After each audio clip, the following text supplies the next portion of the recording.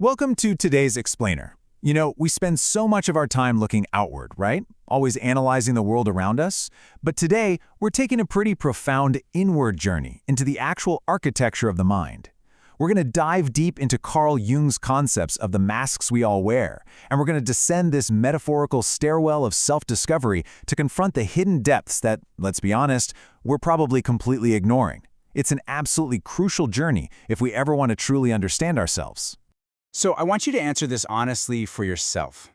Are you really in the driver's seat?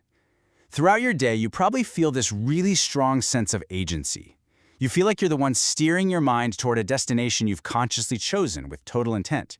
You decide what to say, how to act, who to be. But what if that feeling of total conscious control is largely just an illusion? Well, upon even just a little bit of introspection, that feeling of being the primary driver really starts to crack.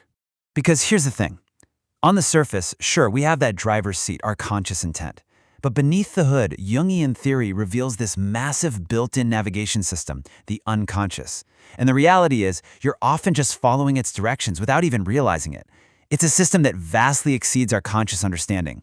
It's plotting routes, it's avoiding obstacles, and it's driving our behaviors based on deeply ingrained programming that we aren't even actively aware of. We think we're steering the car, but the unconscious is often the one drawing the entire map. Let's dive into Section 1, the mirror's lie, why you fundamentally don't know who you are. We basically exist in a surface world, operating through what Carl Jung defined as the persona. Now, the persona is essentially our outward effort of appearance. It's that carefully curated, highly edited version of ourselves that we present to society.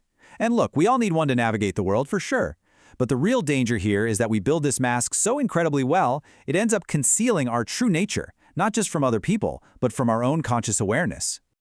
So that reflection, it's a total illusion. When you look in the mirror and identify purely with your persona, you are falling for the mirror's lie.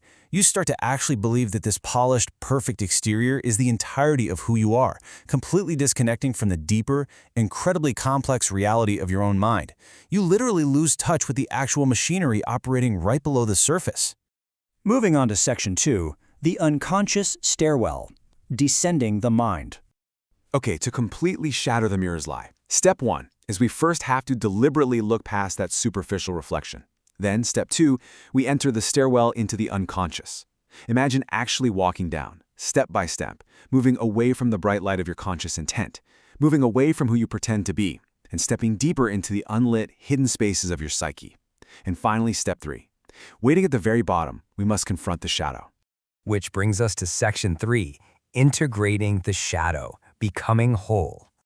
So we've arrived at the psychological basement. Now, if the persona is everything we desperately want the world to see, the shadow is its exact opposite. It's the ultimate repository for our repressed, hidden aspects. We're talking about the traits, the impulses, the desires that we deem way too unacceptable, embarrassing, or just plain dangerous to ever acknowledge out loud. It holds literally everything our outward efforts of appearance are desperately trying to cover up. Because within your shadow, and yeah, within my shadow too, lies our innate potential for wickedness. It's a highly uncomfortable truth, isn't it? But we all possess this capacity for darkness, for selfishness, anger, and malice. And because that completely terrifies our conscious persona, we take it and we lock it behind a heavy door at the bottom of the stairs, basically pretending our potential for wickedness simply doesn't exist at all. And this forces a really crucial choice. You can either continue hiding behind the persona, living the mirror's lie, forever at the mercy of an unconscious navigation system that you just refuse to look at. Or you can choose integration. Now that means doing the incredibly hard, sometimes terrifying work of actually acknowledging your darker traits and accepting your capacity for wickedness without ever letting it control you. Because ultimately, integration is literally the only path to becoming whole. Think about it. You cannot be a complete, fully realized human being if you amputate half of your psyche and just leave it rotting in the basement. By bringing the dark up into the light, you finally stop being this fractured person hiding behind a mask, and you can actually achieve true psychological wholeness. So, as we wrap up, I want to leave you with this to chew on. What part of your shadow is waiting right now at the bottom of the stairs? What hidden pieces of wickedness is your persona working so incredibly desperately to conceal today? That built-in navigation system, it is running right now. The only question is whether you have the courage to actually make the descent. Thanks for joining me on this explainer.